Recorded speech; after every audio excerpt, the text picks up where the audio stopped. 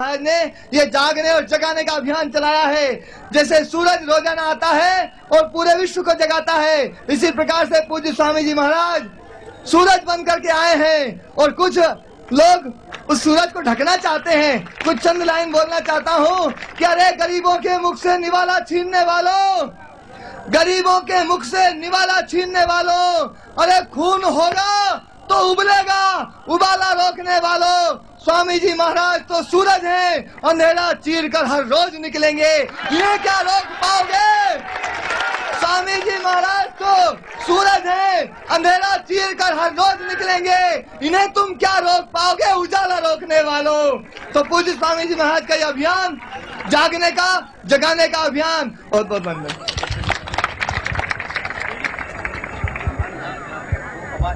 परम पूज्य स्वामी जी, श्रद्धेय आचार्य बालकृष्ण जी और यहाँ बैठा हुआ सभी संत समाज में, सारे संत समाज के चरणों में अपने प्रणाम निवेदित करता हूँ।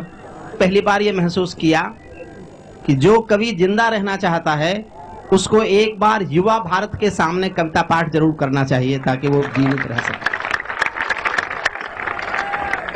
दुनिया की सबसे ईमानदार कौम है युवा, जिनको लोभ लालच ने अभी घेरा नहीं होता, जिनकी बहुत महत्वाकांक्षाएं नहीं होती। कोरी स्लेट हैं आप। आज आपके दिल की कोरी स्लेट पर राष्ट्र भाव लिख दिया जाए, जो पूज्य स्वामी जी कोशिश कर रहे हैं, तो ये जीवन भर आपके दिल में दीपक बनकर जलेगा, जिसको कभी भी कोई मिटा नहीं सकता।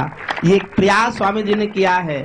इतने दिए जलाए हैं जो सारे देश में जाकर के जगमगाएंगे, भारत स्वाभिमान और भारत की अस्मिता की रक्षा करेंगे। कोई कलाकारों के सर पर तलवारें लटकाता है, कोई कलाकारों के सर पर तलवारें लटकाता है, कोई वंदे मातरम के गाने पर नाक चढ़ाता है, कोई हिमालय ताजमहल का सौदा करने लगता है, कोई गंगा यमुना अपने घर में भरने लगता है, कोई तिरंगे झंडे को फाड़े फूंके आजादी है, कोई गांधी को भी गाली देने का अपराधी है, कोई चाकू घोंप रहा है संविधान के सीने में, कोई चुगली भेज रहा है मक्का और मदीने में, कोई ढांचे का गिरना यूएनओ में ले जाता है, कोई भारत माँ को डायन की गाली दे जाता है, कोई अपनी संस्कृति में आग लगाने लगता है, कोई बाबा रामदेव पर दाग लगाने लगता है, कोई बाबा रामदेव पर दाग लगाने लगता है। लेकिन सौगाली होते ही शिशुपाल कट जाते हैं, लेकिन सौगाली होते ही शिशुपाल कट जाते हैं। तुम भी गाली गिनते रहना, जोड़ सिखाने आया हूँ, घायल भारत माता की कसम। बहुत बहुत प्रणाम सर।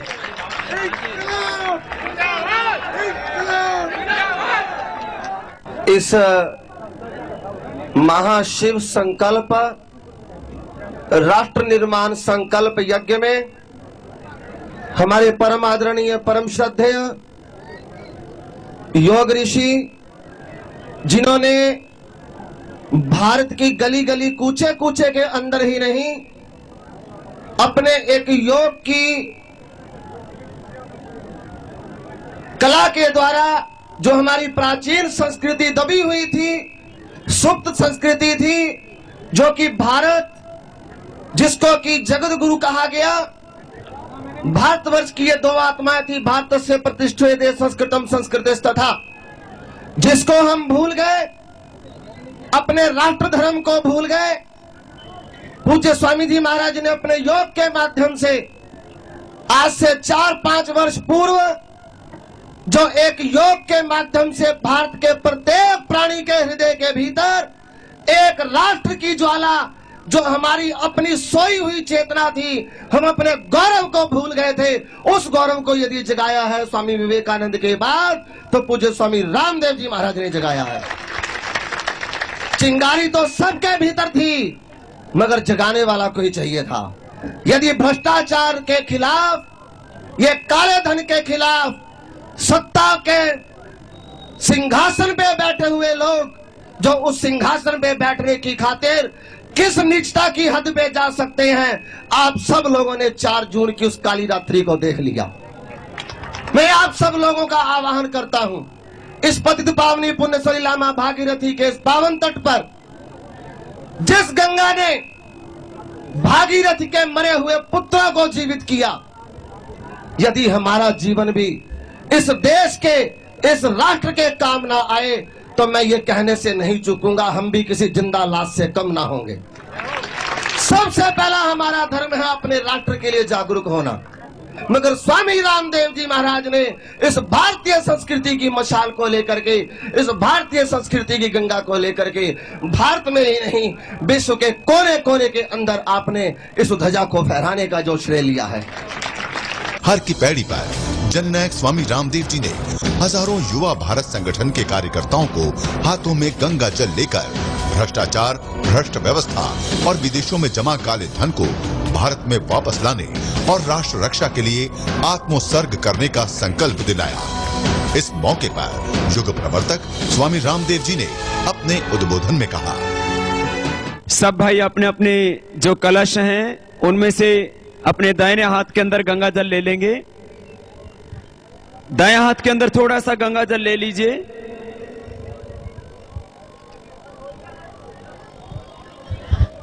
सभी अपने अपने दाएं हाथ के अंदर गंगा जल ले लेंगे और संकल्प करेंगे राष्ट्र निर्माण का, एक स्वस्थ, समृद्ध, वैभवशाली भारत के निर्माण का। तो सब अपने दाएं हाथों के अंदर पवित्र गंगा जल ले लेंगे। सभी को आवाज आ रही है? थोड़ी थोड़ी तो आ रही है ना? नहीं आ रही?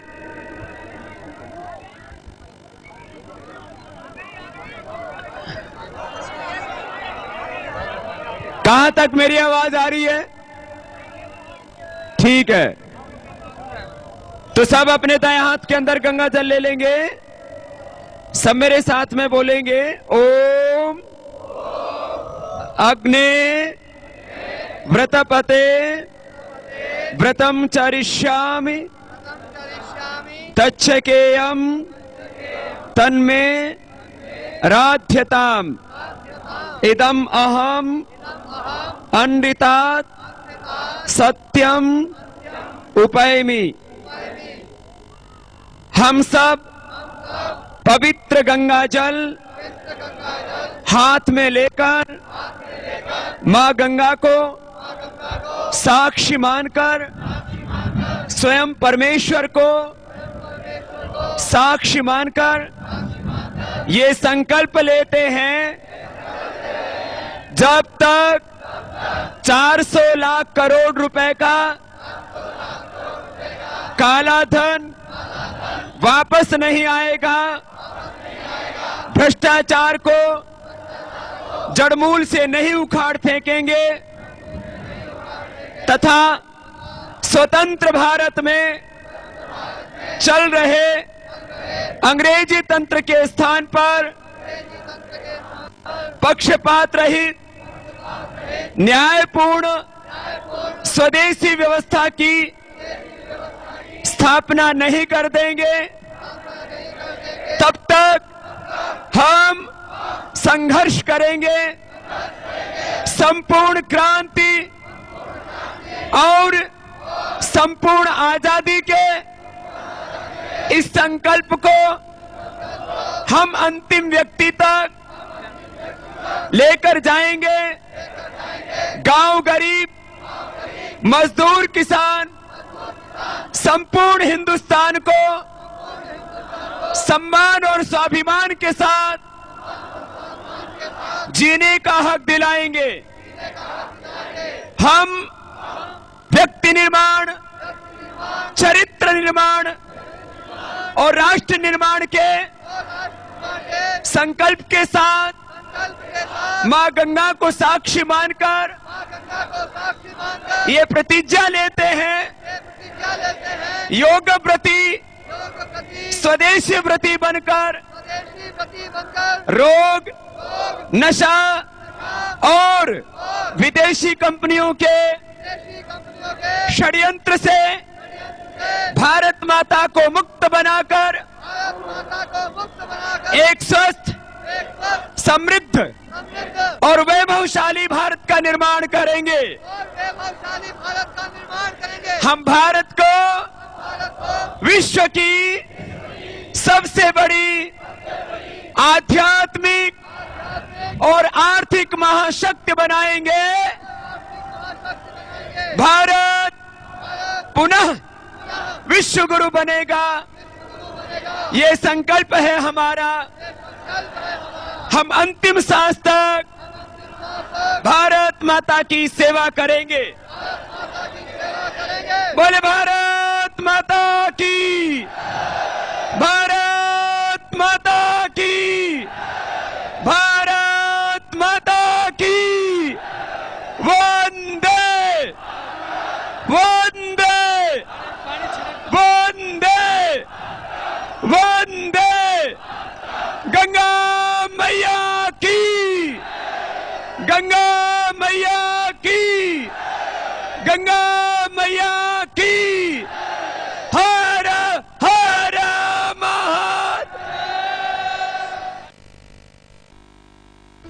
योग, अध्यात्म एवं सेवा को मूल में रखते हुए व्यक्ति निर्माण से राष्ट्र निर्माण के महाअभियान के तहत योग ऋषि स्वामी रामदेव जी के पावन सानिध्य में पतंजलि योग पीठ हरिद्वार में आयोजित आगामी कार्यक्रम 23 से 25 अगस्त सत्याग्रहियों के लिए विशेष योग शिविर। जिन्होंने रामलीला मैदान के सत्याग्रह में भाग लिया, जिन्होंने अपने शरीर पर प्रहार सहे लेकिन हार नहीं मानी, जिन्होंने पूरी निष्ठा के साथ संघर्ष किया, उन सभी देशभक्त भाई बहनों को भारत स्वाभिमान के राष्ट्र निर्माण के आंदोलन में उनकी सहभागिता एवं सम्मान के लिए हम आमंत्रित करते हैं। शिविर में भाग लेने के लिए रामलीला मैदान का पहचान कार्ड साथ लेकर आएं अथवा भारत स्वाभिमान के जिला संगठन की संस्तुति साथ लेकर आएं।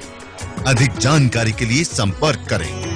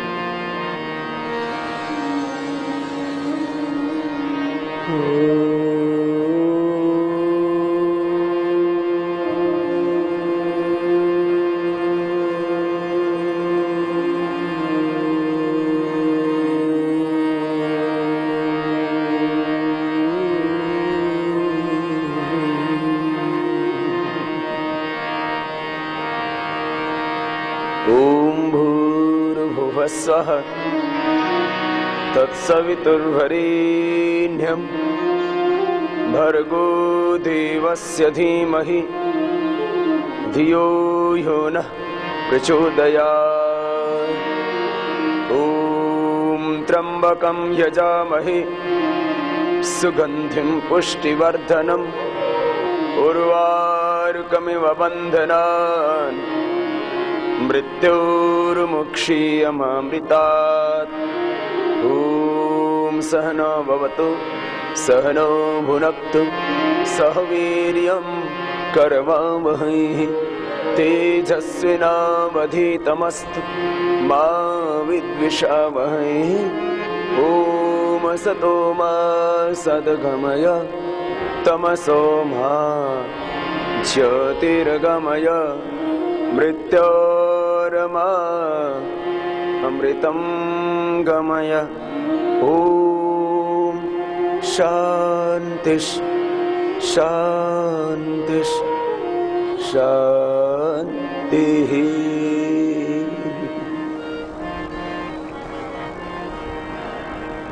हर दिन की तरह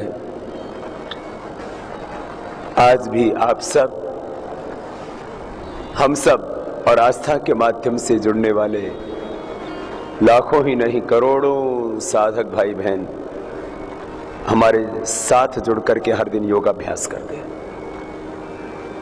डिस्टेंस लर्निंग का डिस्टेंस एजुकेशन का एक होता है प्रत्यक्ष ज्ञान जो हम गुरु के सामने बैठ करके प्राप्त करते हैं, और एक होता है परोक्ष ज्ञान वैज्ञानिक साधनों का प्रयोग करके आज हम प्राप्त करते हैं। तो आज परोक्ष ज्ञान का, प्रत्यक्ष ज्ञान का, डिस्टेंस एजुकेशन का यदि कोई सबसे बड़ा माध्यम बना है तो वह आस्था। आस्था के माध्यम से आज यह जो योग ज्ञान प्रवाहमान होता है, इससे करीब 10 करोड़ लोग पूरी दुनिया के जुड़ते हैं और करीब 200 देशों में ये योग की गंगा प्रवाहमान होती है। योगाभ्यास हम करेंगे और योगाभ्यास करते करते हम स्वयं को सबल बनाएंगे।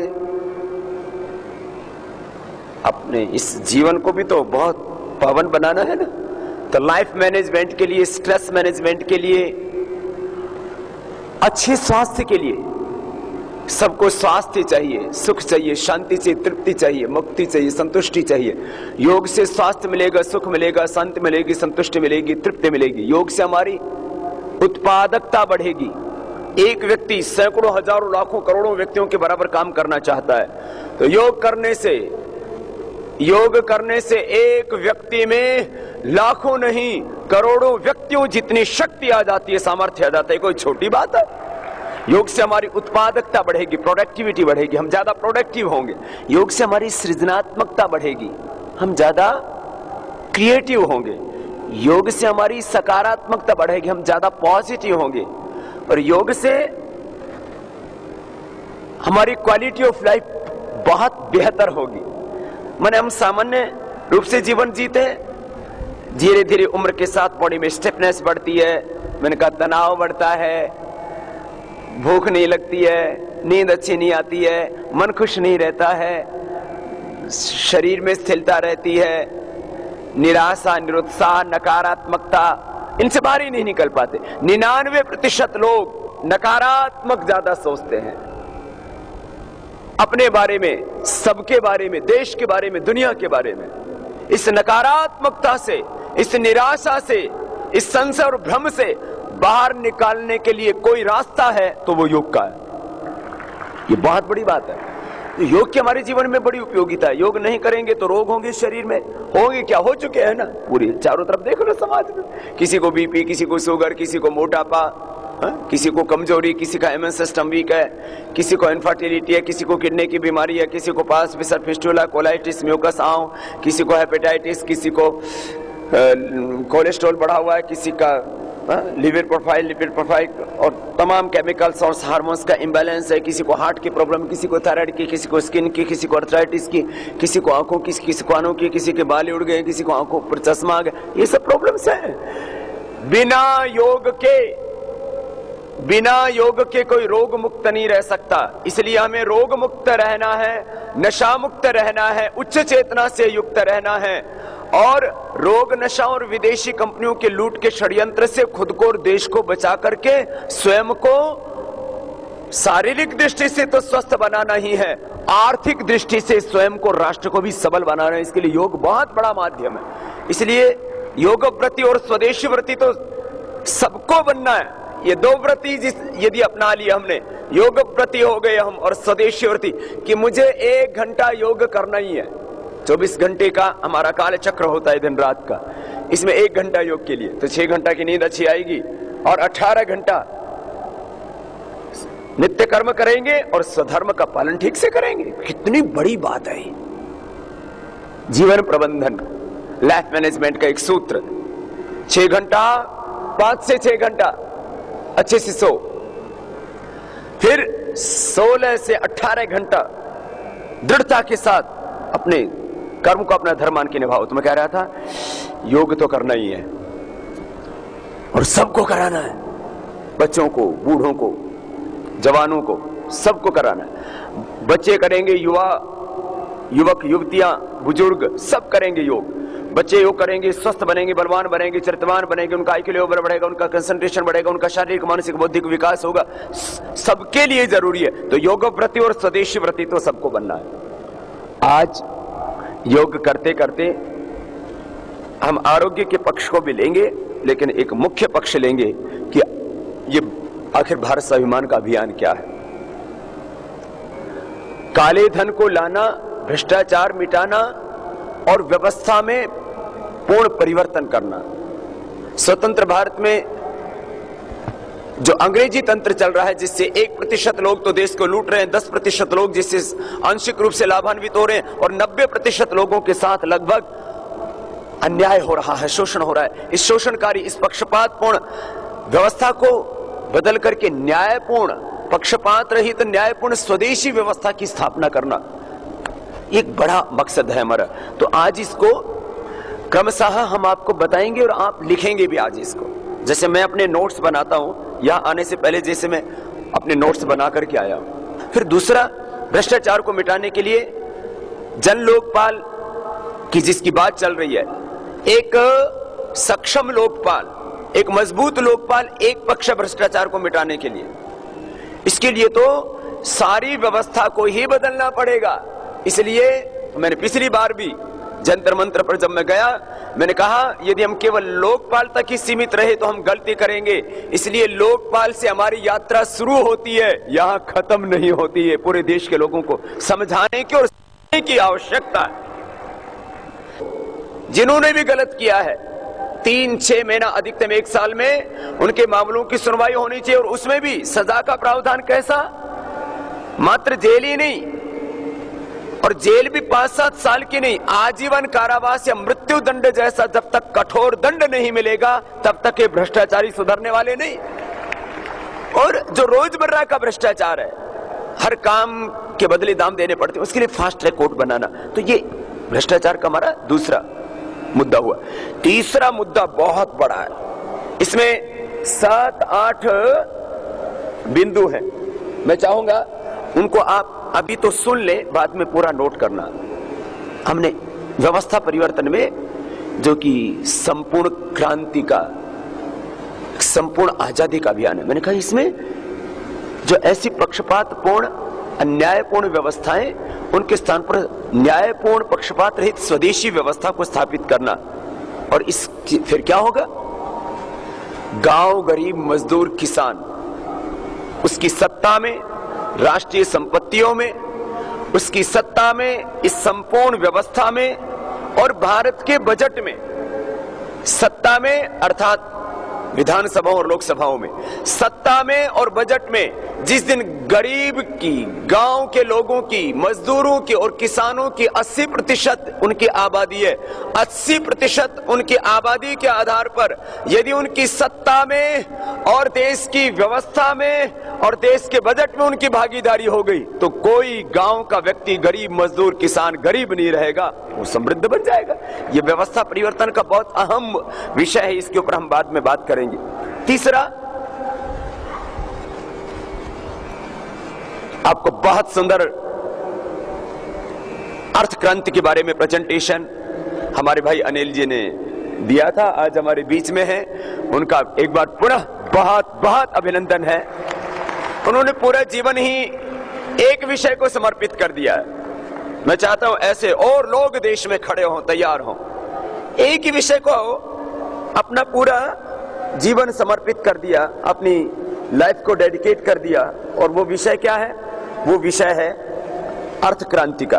तो अर्थ क्रांति के बारे में हम पूरी बात करेंगे। मैं खाली इतनी सी बात कहना चाहता हूं, ये एक ही विषय यदि हम ठीक से लोगों को समझा दें, किसी भी देश की व्यवस्था में, किसी भी देश को चलाने के लिए उसके सिस्टम में 2 चीजें बहुत जरूरी होती हैं। और ये जो विधानसभाओं और लोकसभाओं में जो लोग बैठे हैं ना, ये 2 ही कामों के ऊपर बैठाए जाते हैं वहां। एक, देश की आर्थिक नीतियां ठीक चलें, क्योंकि आर्थिक नीति ठीक होगी तो हमारी शिक्षा व्यवस्था, हमारी चिकित्सा व्यवस्था, हमारी कृषि व्यवस्था,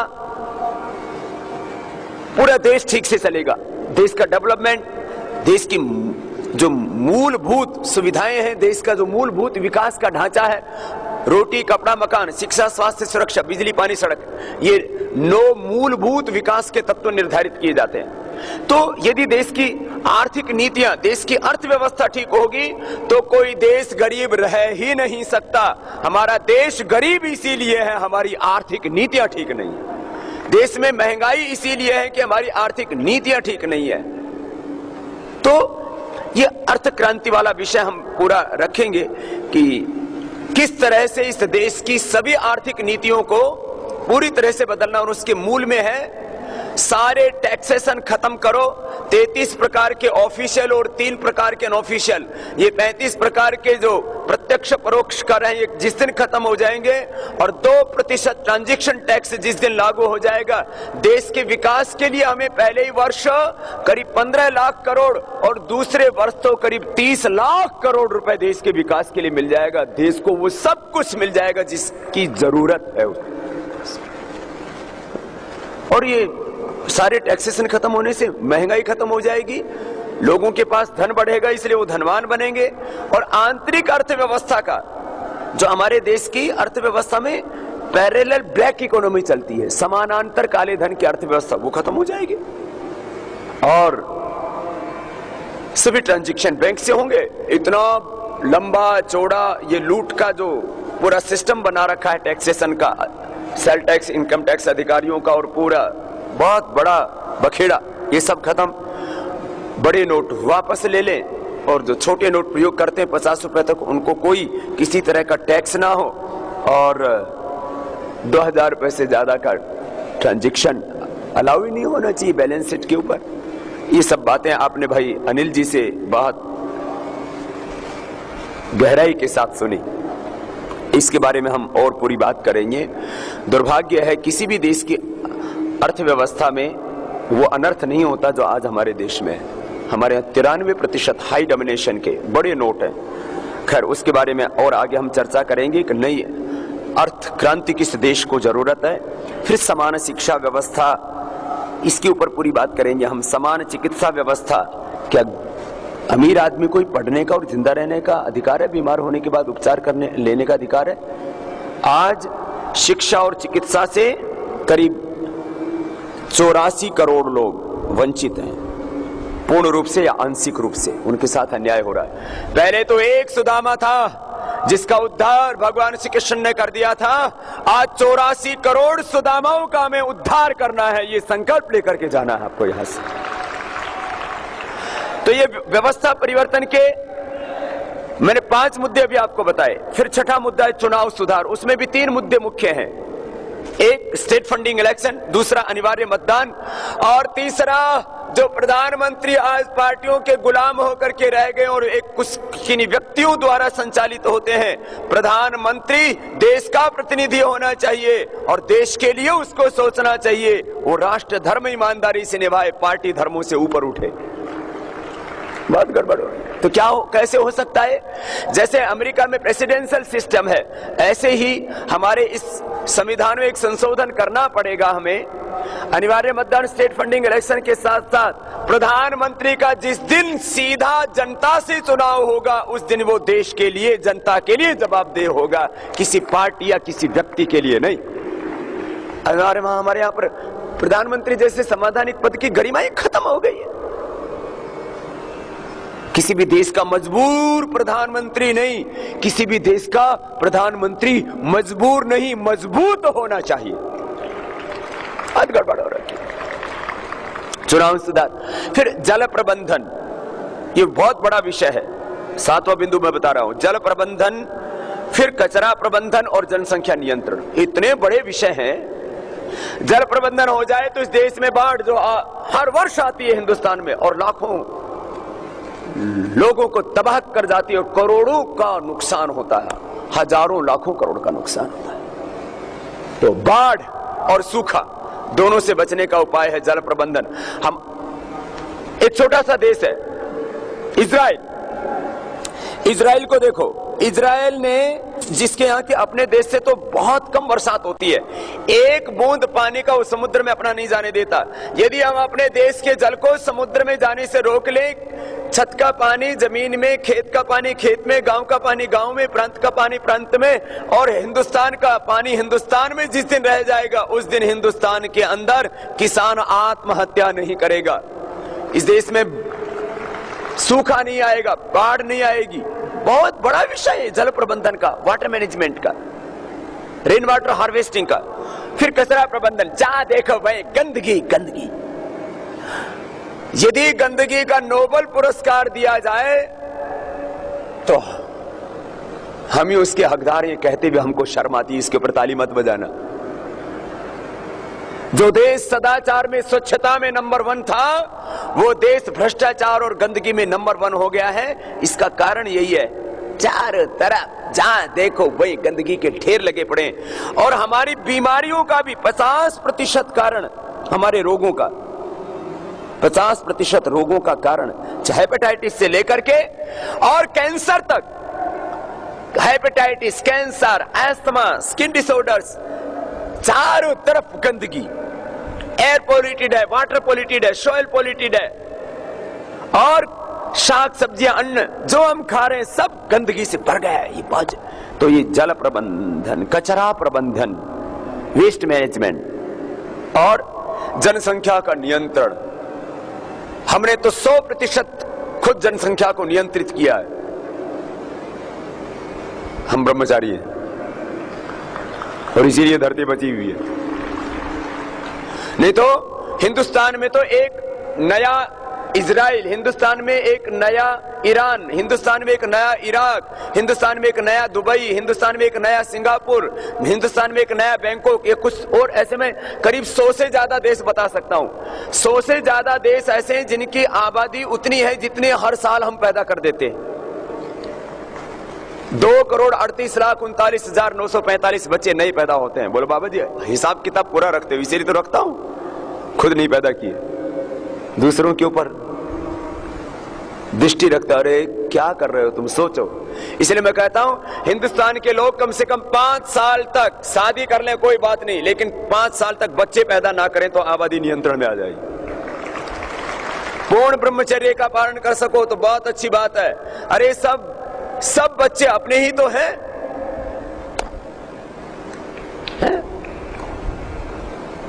मेरा बेटा होना चाहिए। बेटा तू भारत माता का बेटा बन जा और 121 करोड़ लोगों को अपना ले, उसको अपना परिवार बना ले। ये बहुत बड़ी बात है। मैं उसमें जीता हूं संकल्प में। तो एक अंतिम विषय और उसके बाद आपको योगाभ्यास की ओर लेकर के चलते हैं। कुछ गलत कानून बने हुए हिंदुस्तान में जो तुरंत खत्म होने चाहिए। नए कानून तो बनने ही चाहिए। यो तो 34,735 अंग्रेजों के बनाए हुए सारे कानून हैं, वो सारे, उनमें बहुत बड़े संशोधन की जरूरत है।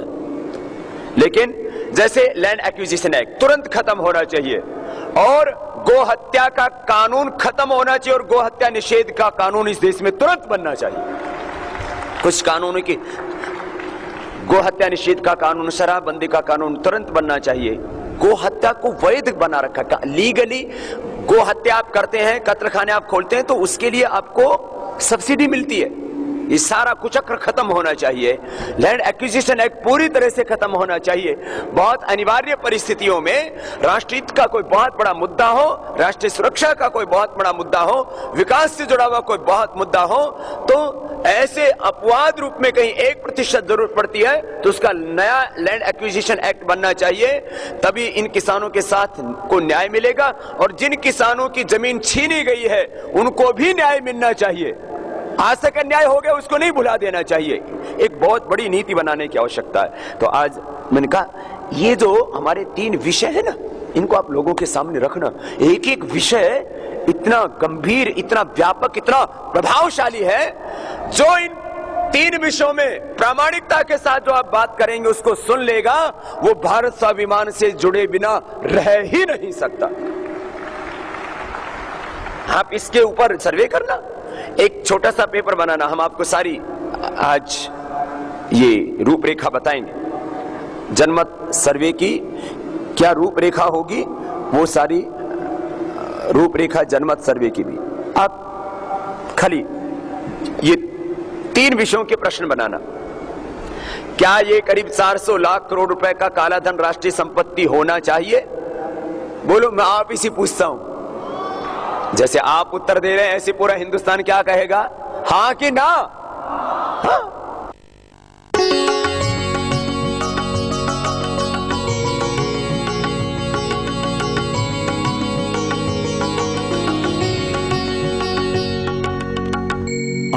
सुविधा, जीवन का आधार। MDH की दुनिया में आपका स्वागत है। वाह, क्या खुशबू है और स्वाद भी है। डिलीशियस। बादशाह, तुसी ते मसाले ते शहंशाह। आपकी मेहरबानी से। MDH, the real spice of India। आ गया है परम, छा गया है परम। मेरी और मेरे परिवार की सेहत का राज परम प्योर घी। मसाले सच प्रकृति जैसी शुद्धता हमारी पहचान। MDH मसाले, the real spice of India. Mrs Sharma, काफी नहीं, अपनाइए कम सोडियम वाला डॉक्टर सॉल्ट, वजन घटाए चुटकी में। किचन किंग हो या गरम मसाला, पाव भाजी या चटनी चाट मसाला, असली मसाले सच सच। MDH। आ गया है परम, छा गया है परम। मेरी और मेरे परिवार की सेहत का राज परम प्योर घी। इस उम्र में भी मेरे सारे के सारे दांत सुरक्षित हैं। MDH मंजन है जहां, दांतों की सुरक्षा है वहां, असली दंत मंजन सच सच। MDH। मेरी तरह आप भी दांतों को सुरक्षित रखना चाहते हैं तो MDH दंत मंजन करना ना भूलें। पतंजलि आयुर्वेद आपके लिए लाया है सबसे सस्ते व सबसे अच्छे स्वदेशी उत्पाद, शक्तिदायक आयुवर्धक पेय, जड़ी बूटियों से बनी आयुर्वेदिक चाय, त्वचा की सुरक्षा व सौंदर्य के लिए प्राकृतिक प्रसाधन, दांतों के लिए हर्बल टूथपेस्ट और दंत मंजन, बल एवं बुद्धि के पोषण हेतु खाद्य, नित्य प्रयोग के लिए आज ही घर लाएं, स्वदेशी अपनाएं, भारत को शक्तिशाली बनाएं। जो भी पके ऐसा पके जहाँ भी जो हो, खींचा चला आए। MDH मसाले ऐसा फ्लेवर जगाए, असली मसाले सच सच। MDH। पूरे देश के लोगों से पूछो, सारे कर, income tax, sale tax, excise, सारे कर खत्म करके और मात्र 2% ट्रांजैक्शन टैक्स कर देना चाहिए। सारे लोग कहेंगे ये काम तो आज ही कर दो। ये टैक्स सर्वे हो गया। हमें टैक्स सर्वे करना इस देश के अंदर, ऐसे जनमत सर्वे करना है। क्या इस देश के अंदर समान शिक्षा व्यवस्था होनी चाहिए? सब कहेंगे हाँ होनी चाहिए। क्या समान चिकित्सा व्यवस्था होनी चाहिए? सब लोग कहेंगे होनी चाहिए। क्या जल प्रबंधन होना चाहिए? क्या कचरा प्रबंधन होना चाहिए? जनसंख्या पर नियंत्रण होना चाहिए? क्या इस देश के अंदर जो है चुनाव सुधार होना चाहिए? क्या इस देश के अंदर जो है वो गोहत्या निषेध का कानून बनना चाहिए? क्या शराबबंदी का कानून बनना चाहिए? क्या लैंड एक्विजिशन एक्ट खत्म होना चाहिए? क्या गांव गरीब मजदूर और किसानों को सत्ता में और बजट में 80% भागीदारी मिलनी चाहिए? तो वो सारे के सारे तो हाँ में ही आएंगे हमारे साथ में। कौन नाम में आने वाला है? क्या इस स्वतंत्र भारत में चल रहा है अंग्रेजी तंत्र? इस स्वतंत्र भारत में चल रही ये अंग्रेजी व्यवस्था के स्थान पर पक्षपात रहित न्यायपूर्ण स्वदेशी व्यवस्था नहीं होनी चाहिए? होनी चाहिए। तो आप ये जनमत सर्वे, ये बहुत बड़ा काम आपको करना है। बस आपसे बात करना चाह रहा था आज कि ऐसे अब इन विषयों के ऊपर मैं आगे आपको टिप्पणी देने वाला हूं, छोटी छोटी, यही जाकर के अपने को काम करना है। अब जैसे मैंने आपको करीब 15-20 मिनट में ये कुछ तथ्य रखे, इससे जुड़े हुए बहुत विषय हैं। इनको पूरी एक एक विषय इतना व्यापक है, एक एक विषय पे 5-5 मिनट फिर आप बोलना, या एक दिन में ही बोलते हैं तो 1 घंटे में सारा विषय रखा जा सकता आराम से। 1 घंटे के अंदर, 1 घंटे में ये सारा विषय काले धन का, भ्रष्टाचार का और व्यवस्था परिवर्तन का, और इसके लिए सारी सहायक सामग्री भी आपको उपलब्ध कराते हैं हम। ये हमारे सपनों का भारत, ये काले धन का सच, ये व्यवस्था परिवर्तन, और अभी एक छोटा सा आपको और बुकलेट, एक छोटा सा पत्रक और उपलब्ध कराएंगे, संपूर्ण क्रांति संपूर्ण आजादी के नाम से, और वो भी जो है उसमें ये विषय आ जाएंगे सारे। तो काले धन के बारे में बताना, और ये बताना कि यदि हम ये ब्लैक मनी जो बाहर विदेशों में पड़ा है ये जल्दी नहीं लेकर के आए तो थोड़े दिनों में ये अमेरिका और यूरोप दिवालिया होने वाला है और बाद में कुछ नहीं मिलने वाला है। इसलिए जितना जल्दी हो सके अपना धन ले आइए और अपने देश को बचाइए। भारत बचेगा तो पूरी दुनिया बचेगी। भारत के उदय में विश्व का उदय है। ये बहुत बड़ा विषय है। तो ये काले धन का विषय, भ्रष्टाचार का विषय, फिर ये व्यवस्था परिवर्तन का विषय, लोगों को समझाना। बस एक बात कह करके अब हम योगाभ्यास की ओर आगे बढ़ेंगे, क्योंकि हमें सबको योग प्रति बनना है, स्वदेशी प्रति बनना है। और जीवन में सर्वोच्च प्राथमिकता भारत स्वाभिमान के 3 कामों को देनी है। काला धन लाना, भ्रष्टाचार मिटाना और व्यवस्था परिवर्तन। इन 3 उद्देश्यों के लिए जो सुबह से शाम तक सोचें, इसी के लिए काम करें, इसी के बारे में बात करें। लिखना जानते तो इसी के बारे में लिखें और इसी के बारे में मैसेज करें। आजकल टेक्स्ट में बहुत करते हैं ना, एक दूसरे को इसी के बारे में मैसेज करें, इसी के ऊपर चर्चा करें, इसके ऊपर वो जो है जनमत तैयार करें, जनमत सर्वे करें इसके ऊपर। ये अलग अलग विषय आपको मैंने दिए। बहुत लोग मुझसे कहते हैं बाबा आप सुबह से शाम तक यही बातें क्यों करते हो? मैंने कहा मुझे इससे बड़ा काम जिंदगी में और कुछ नहीं लगता। जिस दिन ये 3 काम पूरे हो गए उस दिन हिंदुस्तान दुनिया की सबसे बड़ी शक्ति के रूप में खड़ा होगा।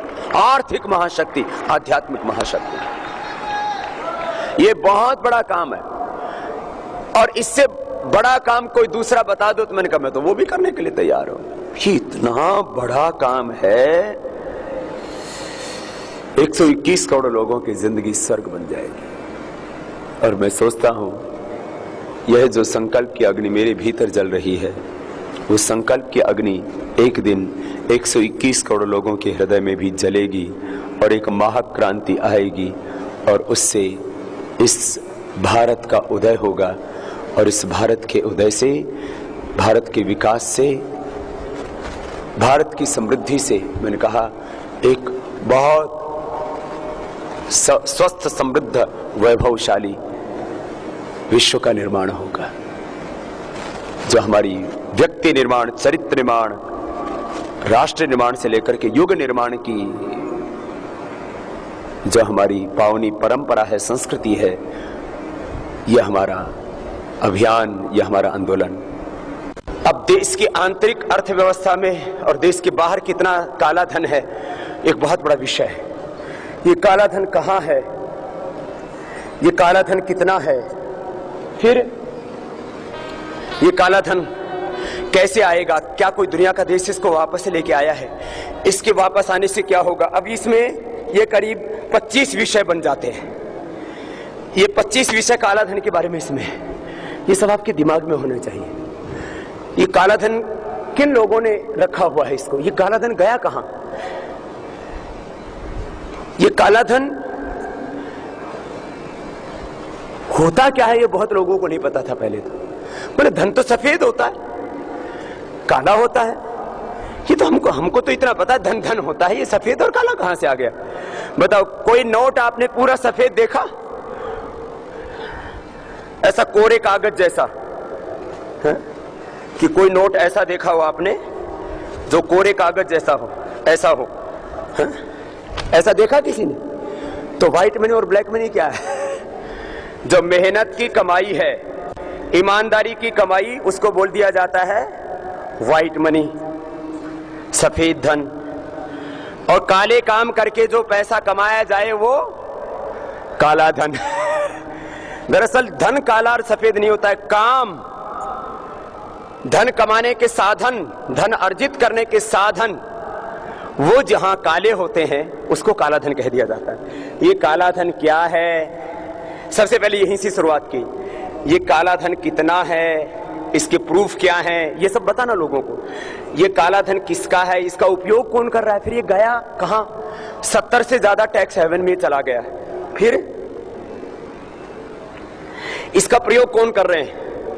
लोग कहते हैं ना बाबा आपका कि अभियान में बाधक कौन है? देश और दुनिया की जो ताकतवर लोग हैं, देश और दुनिया के जो ताकतवर लोग हैं और इस पूरी दुनिया में जो जिनको तथाकथित ताकतवर मुल्क कहते हैं, कहने को वो अमीर हैं, लेकिन दुनिया के सबसे दरिद्र देश हैं वो जिन्होंने काले धन का प्रयोग किया है। वो कभी नहीं चाहते काले धन की अर्थव्यवस्था समाप्त हो।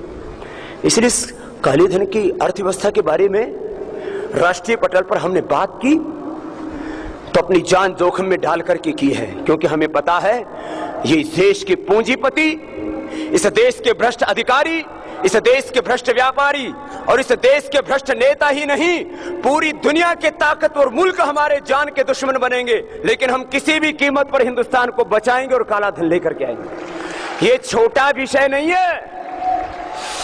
चलो लंबे लंबे श्वास भरो, गहरे श्वास भरो और इसकी गहराई पर भी विचार करो। ये काला धन वास्तव में क्या है? भस्त्रिका प्राणायाम पूरा करो, गहरे श्वास भरते हुए। ये सारी बातें बहुत गहरी हैं। इन सब मुद्दों की मैं चाहता हूं, सभी मुद्दों की गंभीरता को हमारे पहले तो सभी कार्यकर्ता समझें और फिर देश को समझाएं। ये छोटी बात नहीं है। अरे किसी का 4 लाख रुपए कोई लूट ले तो बहुत बड़ी घटना है। मैं तो बचपन में सोचता था ये लाखों करोड़ रुपए की गिनती कौन लोग करते हैं, क्योंकि एक जमींदार के पास, एक किसान के पास तो हजारों से ऊपर वो आंकड़ा ही नहीं पहुंचता। जो अपने खेत में वो गेहूं बोता है, चावल बोता है, गन्ना बोता है, दालें बोता है, शाक सब्जियां बोता है, लाख से ऊपर उसका आंकड़ा ही नहीं जाता। आपकी जानकारी के लिए बता रहा हूं, 80% किसान अतिरिक्त फसल पैदा नहीं करता है जिसको बाजार में बेच सके। 70 से 80% किसान अतिरिक्त उत्पादन नहीं कर पाता, वो खाली अपने गुजारे के लिए ही अन्न पैदा कर पाता है। 20 से 30% किसान ही अतिरिक्त पैदावार कर पाते हैं जो बाजार में बेचने के लिए आते हैं। हमने तो लाख रुपए भी नहीं देखे और ये करोड़ों रुपए लूट लिए। इसको अलग अलग तरह से समझाएं लोगों को, जो बात उनके भीतर घुस जाए। अरे भाई ये छोटा मुद्दा नहीं है। 400 लाख करोड़, अरे 4 लाख, 4 करोड़ नहीं, 4000 करोड़ नहीं, 4 लाख करोड़ नहीं, 400 लाख करोड़। ये कितना पैसा होता है? ये इतना पैसा होता है, उसकी भाषा में समझाओ कि भाई देखो ये हिंदुस्तान को मिलेगा पैसा तो एक जिले को विकास के लिए करीब करीब 60,000 करोड़, 60,000 करोड़ एक जिले को, और एक गांव को विकास के लिए कम से कम 100 करोड़। कितने? 100 करोड़।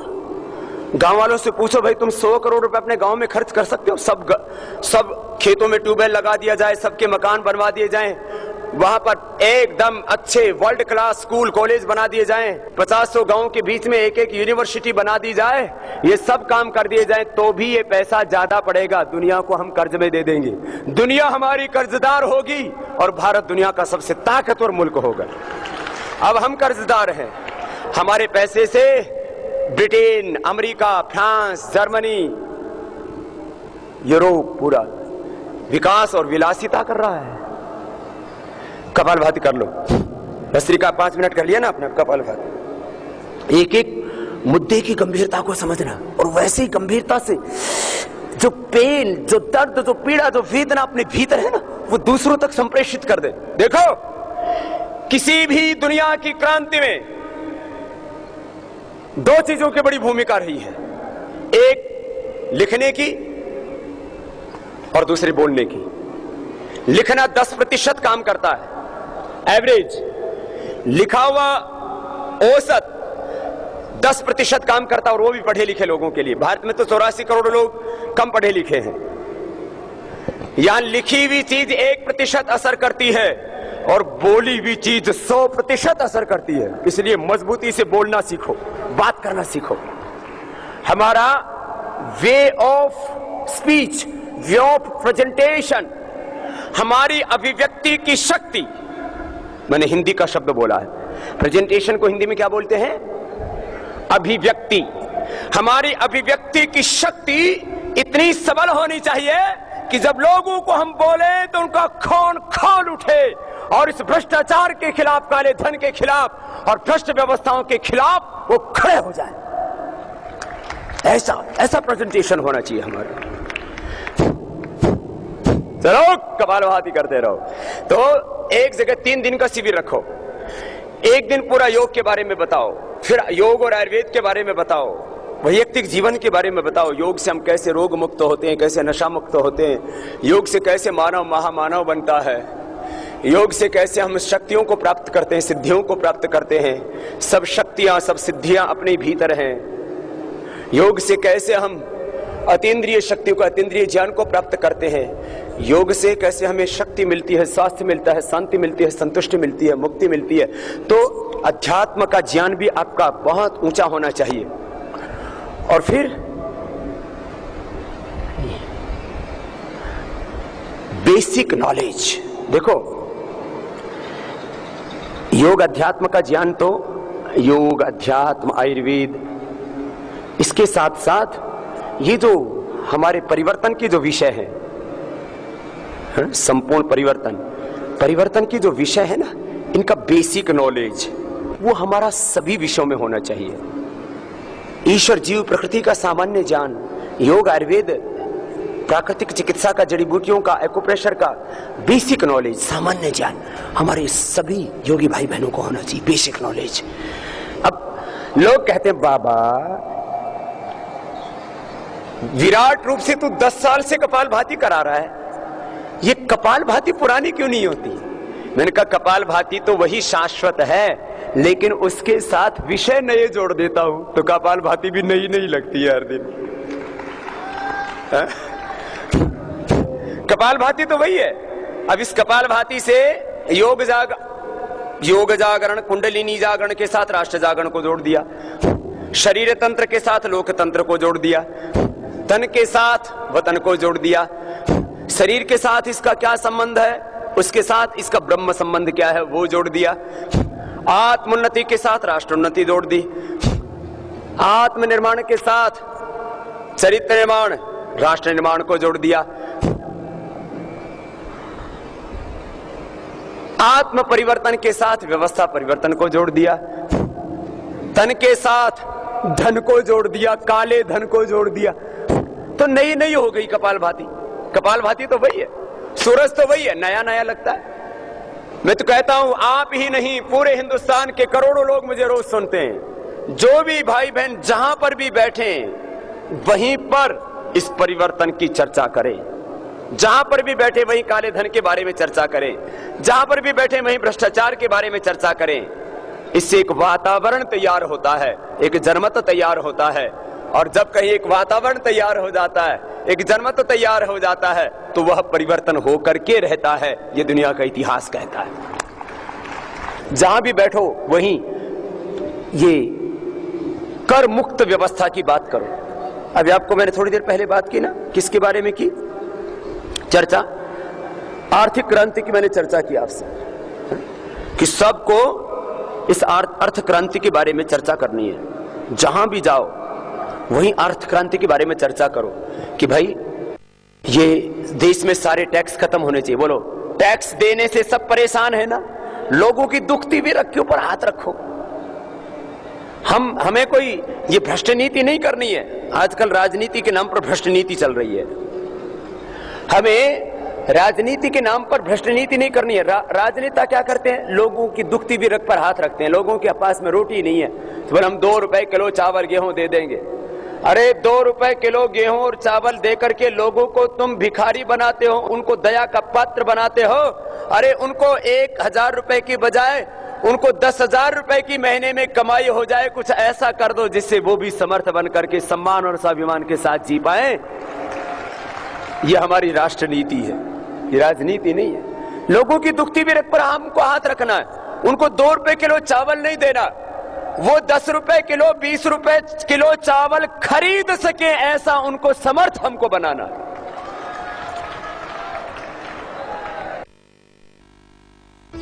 योग अध्यात्म एवं सेवा को मूल में रखते हुए व्यक्ति निर्माण से राष्ट्र निर्माण के महाअभियान के तहत योग ऋषि स्वामी रामदेव जी के पावन सानिध्य में पतंजलि योग पीठ हरिद्वार में आयोजित आगामी कार्यक्रम 23 से 25 अगस्त सत्याग्रहियों के लिए विशेष योग शिविर। जिन्होंने रामलीला मैदान के सत्याग्रह में भाग लिया, जिन्होंने अपने शरीर पर प्रहार सहे लेकिन हार नहीं मानी, जिन्होंने पूरी निष्ठा के साथ संघर्ष किया, उन सभी देशभक्त भाई बहनों को भारत स्वाभिमान के राष्ट्र निर्माण के आंदोलन में उनकी सहभागिता एवं सम्मान के लिए हम आमंत्रित करते हैं। शिविर में भाग लेने के लिए रामलीला मैदान का पहचान कार्ड साथ लेकर आए अथवा भारत स्वाभिमान के जिला संगठन की संस्तुति साथ लेकर आए। अधिक जानकारी के लिए संपर्क करें।